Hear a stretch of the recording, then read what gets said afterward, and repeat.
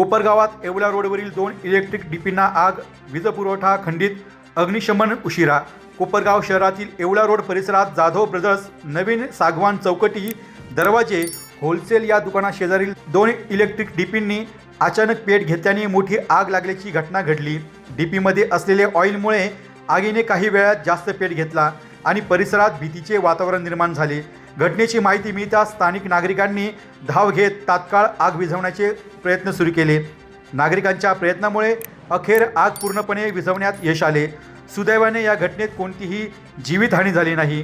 डीपींना आग लागल्याने येवला रोड परिसरात संपूर्ण वीज पुरवठा खंडित झाला होता, त्यामुळे नागरिकांना अंधाराचा सामना करावा लागला। दरम्यान आग लागलेल्या ठिकाणापासून काही अंतरावरच कोपरगाव नगरपालिकेचे अग्निशमन दल असतानाही घटनास्थळी अग्निशमन दल वेळेत पोहोचू शकले नसल्याची नागरिकांमध्ये नाराजी व्यक्त होत आहे। आग विझेपर्यंत अग्निशमन दल पोहोचले नसल्याची माहिती स्थानिकांनी यावेळी दिली।